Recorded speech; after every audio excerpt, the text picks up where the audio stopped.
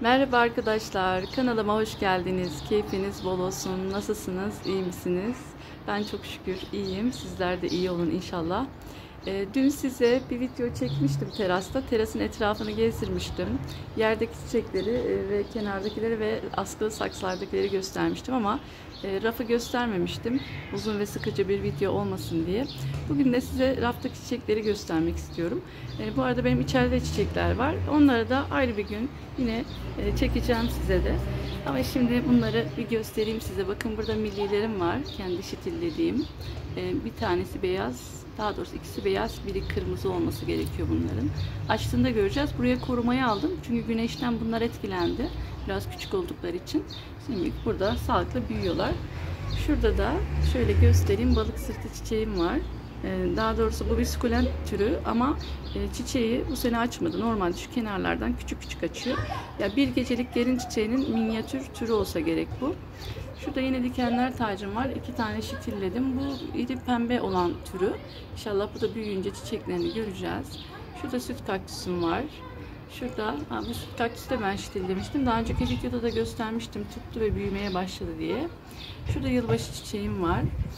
Şurada da gül sardunyalarım var. Bunlar ölmedi ama gülmedi de, sevindirmedi beni. İnşallah seneye toparlarlar. Sıcaklar çok rahatsız etti bunları. Burada da para çiçeğim var. Yine şitillediğim küçük. Şöyle kaktüslerimi göstereyim size. Kaktüslerim de böyle arkadaşlar. Bunları da kışın serin bir ortamda ama güneş görecek bir cam önüne alacağım. Çünkü burada güneş görmediği için açmadı. Ama kışın büyük ihtimal açacaklardır. Yine yeni bir video ile de o zaman geliriz. Şu kaktüsler de tavşan kaktüsü. Bu sarı dikenli olan, şu beyaz dikenli olan. Şurada plekrantusum var. Ada çayı türü çiçeği bu da. Yaprak güzeli de diyorlar buna. Kokulu yaprak güzeli diye geçiyor adı da. Şöyle göstereyim, yaprakları da çok güzel. İç mekanı alacağım türlerden bir tanesi bu da yine. Burada da mini böyle kaktüs yaptım. Ama böyle kardeşime vereceğim bunu. Kardeşim de böyle küçük küçük süsler koydu. İçerisine görüyorsunuz deniz kabuğu, mantar falan. Çok güzel minik şirin bir kaktüs saksısı oldu. Şöyle yukarıdakilere gelelim. Burada da bir gecelik gelin çiçeği var arkadaşlar. Bu 2 yaşını doldurdu ama bu sene açmadı. Yani normalde bunlar 2 seneyi dolmadan yani 2 yaşamadan gelişimini tamamlamadan açmıyor. Bakalım artık seneye açarlar ya da kışın içeri alacağım zaten. Bilmiyorum, belki içeride açarlar, o zaman yine yeni bir videoyla gelirim. Şurada zeytin ağacı var. Bu niye burada? Çok rüzgarlı bir hava olmuştu. Çok kötü sallanıyordu. Ben de bu kenara aldım. Burada da baktım memnun yerinden. Böyle kaldı buracıkta. Bunun dibinde de kakao çiçeğim var. Tohumlarını topladım. Artık çiçeklerini açmıyor ama açabilir. Çünkü şurada bak tomurcuk varmış. Açacak. Yine burada da bu güzel bir şekilde sarıldı. Zeytin ağacıma büyümeye devam ediyor. Şurada arkadaşlar mum çiçeğim var. Bunu ayrı şitilledim. Büyük mum çiçeğim içeride. İçerideki çiçeklerimi çektiğim videoda da onu yine göstereceğim size. Şurada iri kıyım aşkın gözyaşları var. 3 taneler. Bunlar da kendi şitilletip büyüttüğüm çiçeklerden. Şurada çingene şallarım var. Şurada arkadaşlar kalanşom var. Bu yerli kalanşo. Bu da saksı değişimine geçecek. Artık kocaman oldu. Büyüdü zaten. Şurada uyku çiçeğim var.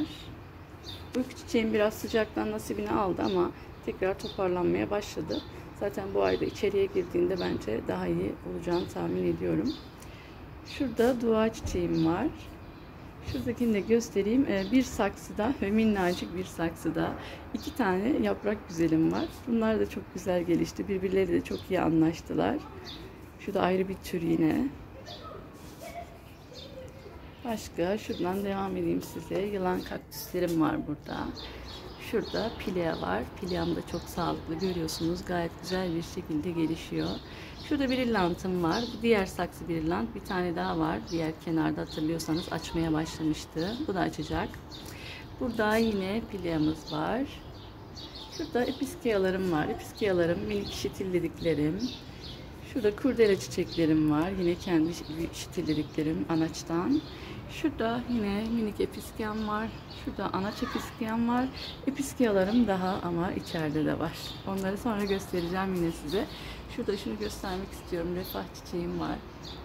Bayağı da yukarıda çekebiliyorumdur inşallah. Pakira arkadaşlar bu. Pakiranın bir tane yaprağı kopmuştu dibine, böyle yerleştirdim, inşallah o da köklenir. Şurada da şeker begonyam var. Şeker begonyam açmaya başladı.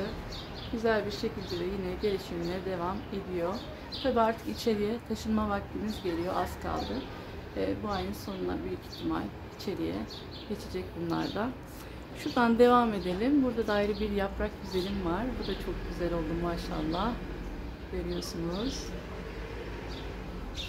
Şurada yılbaşı çiçeklerim var. Bunlar inşallah kışın içeride açacaklar. Taze yapraklar veriyorlar şu anda.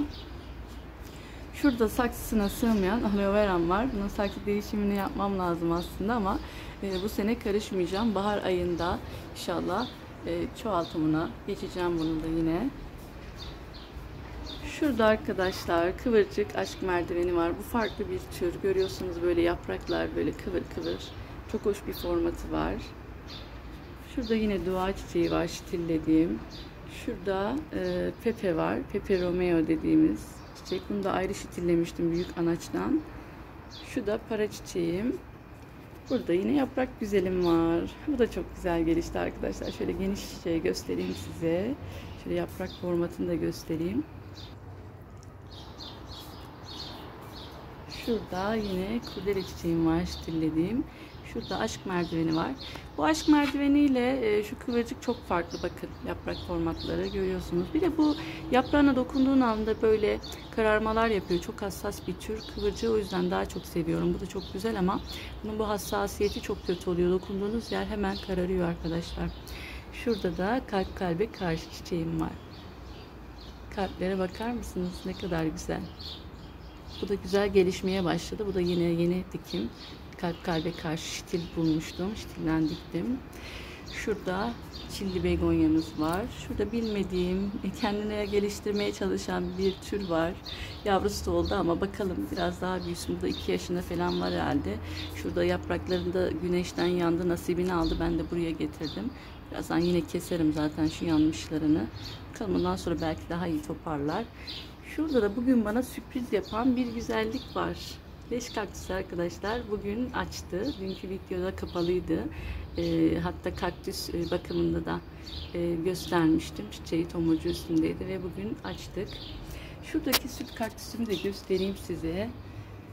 Bu da anaç süt kaktüsüm benim. Bu da biraz sıcaktan nasibini almıştı ama şimdi tekrar toparlanmaya başladık, canlanmaya başladık. Şurada da kolonya çiçeğim var. Onu da göstereceğim. Bu kolonya çiçeği arkadaşlar normalde güneşte kaldığında görüyorsunuz yanmalar oldu yaprak uçlarında ama şimdi tazelemeye başladı ve çok sevindim. Tekrar toparlanmaya başladı. Antep ikliminin güneşi diğer iklimlere benzemez. Çok yakıcıdır. Tabii ben de bilmiyordum, aslında dikkat etmedim o konuda. Biraz güneş aldı ve yandı ama şimdi tekrar toparlamaya başladı. Her iklime göre çiçeklerin tabii ki isteği değişiyor. Bunu çok iyi bilmek lazım. Antalya'da gayet güneşte sağlıklı büyüyen bir çiçek ya da Mersin'de burada olmayabiliyor. Nem olmadığı için direkt o güneş ona çok felaket zarar veriyor. Evet arkadaşlar, bugünlük de videonun sonuna geldik. Size komple bir terası da videonun ilerleyen en son kısmında yine göstereceğim. Yani vedalaştıktan sonra da yine izlemeye devam edin. Ve videomu beğendiyseniz beğen butonuna basıp abone olarak destek olmayı lütfen unutmayın arkadaşlar. Sağlıkla kalın, hoşça kalın, bol çiçekli günleriniz olsun.